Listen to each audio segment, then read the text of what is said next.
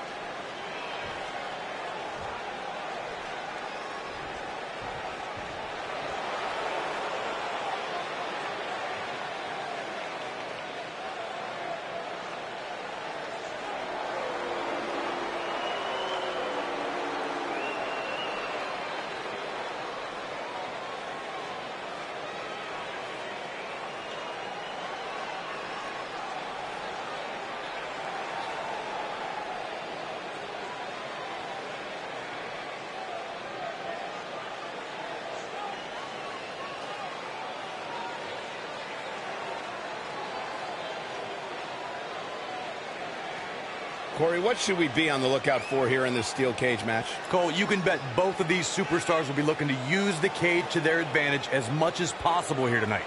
At least they should be looking to do that.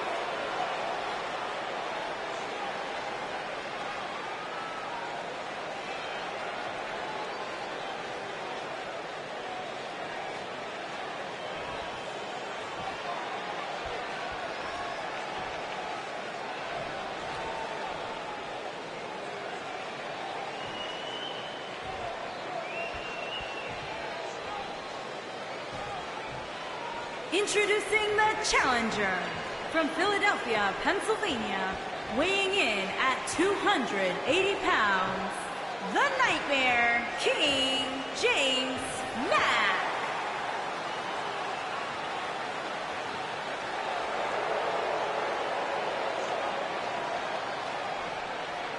Introducing the champion from Seattle, Washington, weighing in at 283 pounds, he is the Ultraviolet Champion, Hardcore.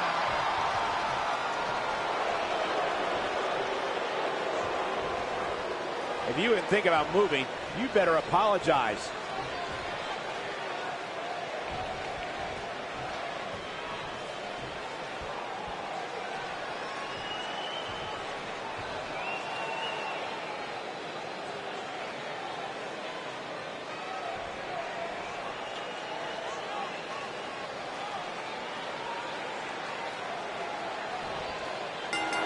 Hard to be a betting man on this one. These two competitors can be unpredictable. That's what makes this match so intriguing.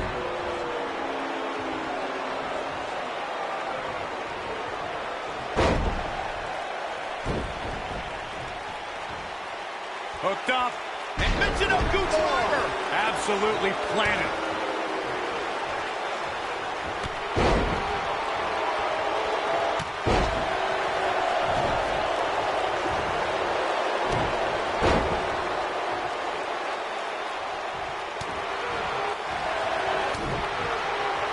Oh, drop kick. Right on the money.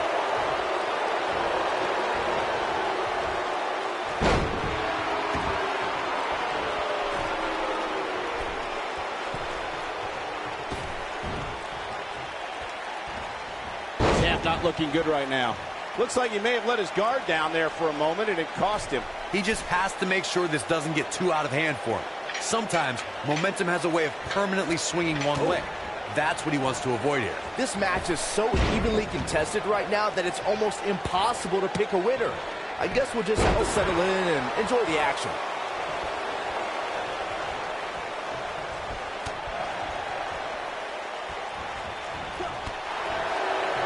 The WWE Universe has seen the evolution of the steel cage in the enclosure known today as Hell in a Cell.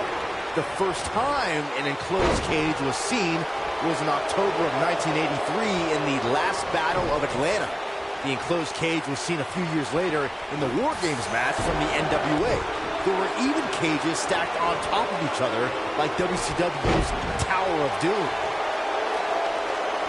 Byron, we talk about the progression of steel cage matches and the type of structures that have been spawned from them. I need to point out that some cages have been electrified. One was made from bamboo in the form of a Punjabi prison match. And, of course, the Elimination Chamber with glass pods and steel doors. And today we have the Asylum match, where weapons are on top of the cage.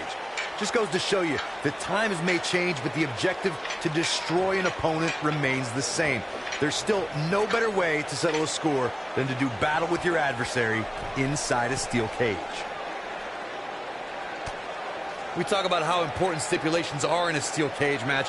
If superstars sign a contract where the only way to win is escape the cage and have both your feet touch the floor, the competitors must have a plan. Especially since you have to be comfortable trying to escape through the cage door as you do climbing over the top of the cage and vice versa.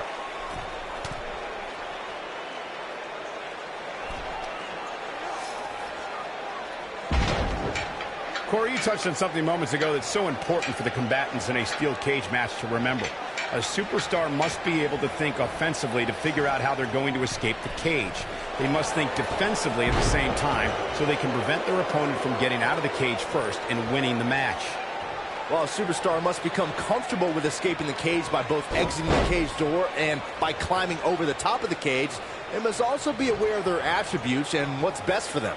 Let's just say if you're a giant like The Big Show, The Undertaker, Kane, or even Braun Strowman, it's preferred to exit through the cage door. There's a certain feeling that comes over the combatants in a steel cage match once they hear the door close and see the official lock it. Big move coming. Wait for it. Looks like well done. Got every ounce of that one. This could be over. A bad place to be. Wow, kicking butt and taking names. When this guy's on, look out. You spoke about this earlier, Corey. It's crucial for a WWE. Offense like this is exactly how a competitor takes control of a match. Wow, what a move.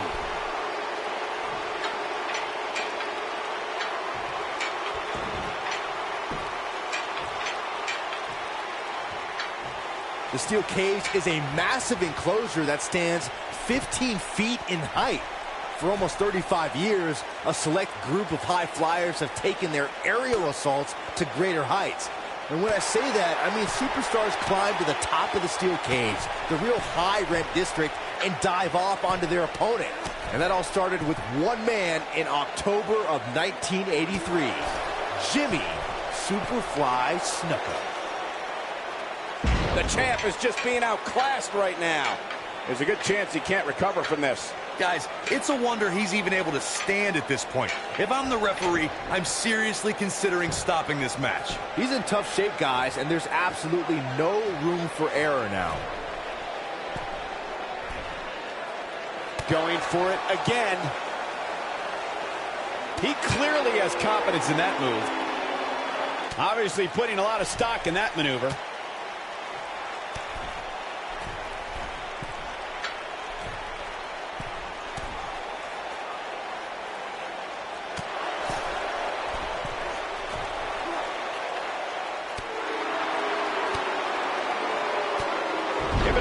exhibits a weakness for a specific move, some will return to utilizing that move as long as possible.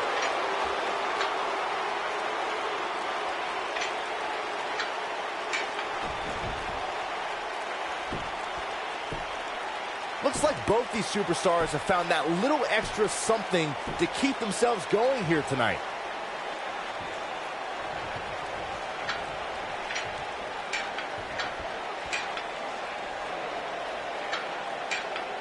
How are these superstars even still going, guys? I mean, This steel cage match is in the books.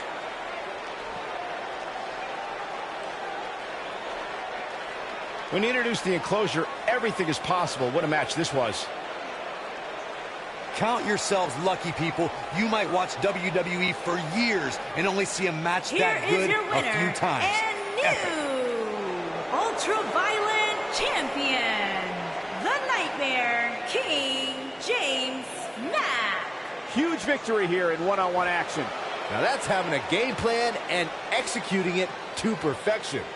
I think I can safely speak for all of us when I say that was